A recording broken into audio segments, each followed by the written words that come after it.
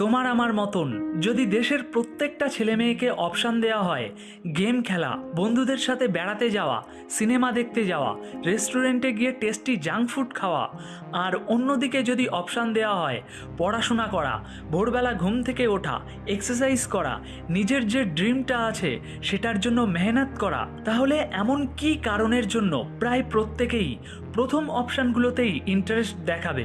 যেখানে এটা আমরা সবাই বুঝতে পারছি যে দ্বিতীয় অপশানগুলোতে ইন্টারেস্ট দেখালে বা সেগুলোর উপরে কাজ করলে আমরা জীবনে কোথাও পৌঁছাতে পারবো, ভালো কিছু কাজ করতে পারবো, কিন্তু তা সত্ত্বেও প্রত্যেকেই প্রথম অপশানগুলোতেই কেন ইন্টারেস্টেড হয়? এর পিছনে আসল কারণটা কি, এবং এমন কোনো রাস্তা আছে কি যেটা ওই প্রথম অপশানগুলোর জাল থেকে আমাদেরকে বাঁচাতে পারে? এই সমস্ত কিছুর পিছনে যে কারণটা আছে সেটা হলো ডোপামিন। ডোপামিন হলো সেই জিনিস যা আমাদেরকে খুশি দেয়, রিল্যাক্স ফিল করায়। আমরা যা কিছুই অনুভব করি, যা কিছুই ভাবনা চিন্তা করি, এই সমস্ত কিছুই হয় আমাদের ব্রেনের কিছু কেমিক্যাল রিয়াকশনের মাধ্যমে। আর ডোপামিন হলো এরকমই একটি কেমিক্যাল। এবার এই কেমিক্যালটা কিভাবে কাজ করে, কিভাবে এটা আমাদেরকে খুশি অনুভব করায়, এত সব জটিল বিষয়ের মধ্যে আমরা যাব না। শুধুমাত্র এতটুকু বুঝে নাও যে যখনই আমরা কোনো কাজ করি তখন কিছু কিছু কাজে ডোপামিন অনেক বেশি পরিমাণে রিলিজ হয়, আর কিছু কাজে ডোপামিন খুব কম মাত্রায় রিলিজ হয়।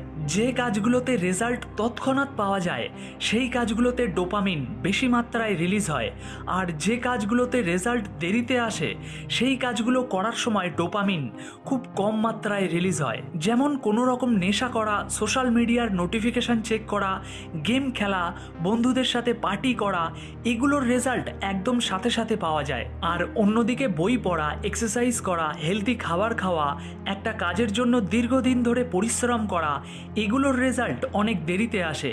এই কারণে ডোপামিন এখানে খুব কম রিলিজ হয়, আর তাই এই কাজগুলো করার সময় আমাদের বোরিং লাগতে শুরু হয়ে যায়। নর্থ ক্যারোলাইনার একটি ইউনিভার্সিটিতে ইঁদুরের উপরে একটি এক্সপেরিমেন্ট করা হয়। তারা একটি ইলেকট্রডকে ইঁদুরের ব্রেনে সেট করে দেয়, আর সেই ইলেকট্রড তারটি জুড়ে দেয় একটি প্যাডেলের সাথে।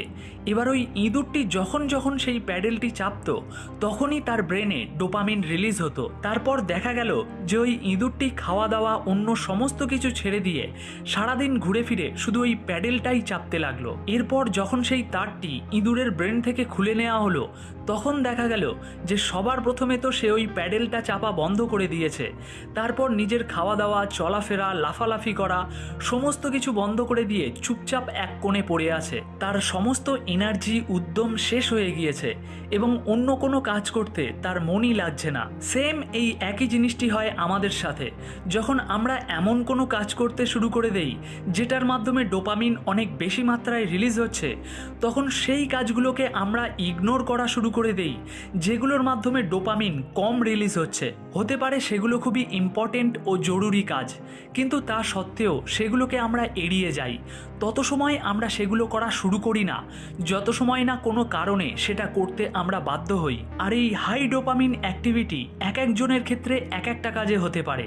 যেমন একটা সায়েন্টিস্টের কাছে হাই ডোপামিন অ্যাক্টিভিটি হলো সারাদিন পড়াশোনা করা, রিসার্চ করা, আর একটা মাতালের কাছে হাই ডোপামিন অ্যাক্টিভিটি হলো সারাদিন নেশা করা, আনন্দ ফুর্তি করা। সেই জন্য এটা খুবই মুশকিল হয়ে যায় একটা সায়েন্টিস্টকে দিয়ে নেশা করানো, পার্টি করানো, আর একটা মাতালকে দিয়ে পড়াশোনা করানো, রিসার্চ করানো। যখনই আমাদের দিন শুরু হয় কিছু সময় অন্তর অন্তর আমাদেরকে ছোট ছোট সিদ্ধান্ত নিতে হয়, আর ডোপামিন বেশিরভাগ সেই সিদ্ধান্তগুলোকে নিয়ন্ত্রণ করে। আর যখনই আমরা একবার হাই ডোপামিন অ্যাক্টিভিটির কোনো কাজ করে ফেলি তারপর লো ডোপামিন অ্যাক্টিভিটির কোনো কাজ করতেই আর ভালো লাগে না, সেগুলো আমাদের কাছে ভীষণ বোরিং লাগতে শুরু হয়ে যায়। সেই জন্যই পরীক্ষার সময় খেলাধুলা করা, টিভি দেখা এগুলো করতে বারণ করা হয়। কারণ যদি তুমি একটানা 2-3 ঘন্টা গেম খেলো তাহলে তারপরই পড়াশোনাতে মনোযোগ দেওয়া খুবই কষ্টকর হয়ে যায়। সারা সপ্তাহ কাজের শেষে রবিবার দিন রাত্রে যারা ভীষণ ড্রিঙ্ক করে তাদের কাছে ছোট ছোট কাজগুলোও ভীষণ বোরিং হয়ে যায় তার পরের দিন সকালে। যত বড় বড় কোম্পানি আছে এরাও আজকের ডেটে বুঝে গিয়েছে যে ডোপামিন কি পরিমাণে আমাদের জীবনকে নিয়ন্ত্রণ করে, আর তাই তারাও তাদের প্রোডাক্টগুলোকে এমনভাবে বানানো শুরু করে দিয়েছে যে সেগুলোকে ব্যবহার করার পর আমাদের মাইন্ডে যেন বেশি মাত্রায় ডোপামিন রিলিজ হতে পারে এবং সেই বিশেষ প্রোডাক্টটি যেন আমরা বারবার ব্যবহার করি। একটা এক্সপেরিমেন্ট আরও করা হয়েছে, যেখানে একটি ইঁদুরকে তার মন পছন্দের খাবার বারবার দেওয়া হয়েছে এবং শেষে দেখা গিয়েছে যে তার ডোপামিন লেভেল অনেকটাই বেড়ে গিয়েছে। আর এভাবে বেশ কিছুদিন সেই একই খাবার একই পরিমাণে দেওয়ার পর দেখা গিয়েছে যে তার ডোপামিন লেভেল আগের থেকে কম হয়ে গিয়েছে। সুতরাং একই জিনিস একই পরিমাণে বারবার করতে থাকলে সেখানে ডোপামিন আগের তুলনায় ধীরে ধীরে কম রিলিজ হতে থাকে। সেই জন্যই যদি আজ এক পেক খেয়ে নেশা হয়ে যায়, তাহলে 1 মাস পরে আরও 1 পেক লাগবে, 1 বছর পরে 1 বোতল লাগবে সেই একই পরিমাণ নেশা করতে। এই জন্যই যত এই বড় বড় ব্র্যান্ডগুলো আছে, এরা অল্প কিছুদিন অন্তর অন্তর কিছু না কিছু পরিবর্তন নিয়ে আসে তাদের প্রোডাক্টগুলোতে। Buy one get one free, এই সমস্ত জিনিসগুলোতে হঠাৎ করেই ডোপামিন ট্রিগার হয়ে যায় আর আমরা ঝপ করে সেটা কিনে ফেলি। তাহলে এই সমস্ত কিছুর সলিউশন কি? ভীষণ কঠিন কিছু না, খুবই সিম্পল। যদি তুমি 2-4 দিন একটু ভালো করে অবজার্ভ করো, তাহলে বুঝতে পারবে যে তোমার জীবনের হাই ডোপামিন অ্যাক্টিভিটি কোনগুলো আর লো ডোপামিন অ্যাক্টিভিটি কোনগুলো। আর একবার যখন তুমি সেগুলো বুঝে যাবে, তখন প্রথম অপশান তো এটাই যে সেই হাই ডোপামিন অ্যাক্টিভিটিগুলোকে তুমি করোই না। কিন্তু সেটা সবার ক্ষেত্রে ততটা পসিবল না, লাইফ ভীষণ বোরিং লাগতে শুরু হয়ে যাবে। আর সেকেন্ড অপশান হলো এটা যে যখনই তুমি ওই হাই ডোপামিন অ্যাক্টিভিটিগুলোকে করবে, সেগুলো লো ডোপামিন অ্যাক্টিভিটিগুলোকে করার পর করো। আর এই হাই ডোপামিন অ্যাক্টিভিটিগুলো নিজেকে রিওয়ার্ড দেওয়ার মতো রাখো।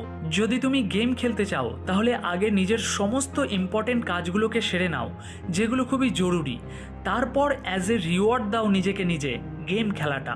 তোমার জীবনের হাই ডোপামিন অ্যাক্টিভিটি কী সেটা কমেন্ট বক্সে অবশ্যই জানাও। দারুণ একটা অভিজ্ঞতা হবে আমাদের যখন সবাই সবার বিষয়টা লিখবে নিজের। সুতরাং অবশ্যই লিখে জানিও। ধন্যবাদ ভিডিওটি দেখার জন্য।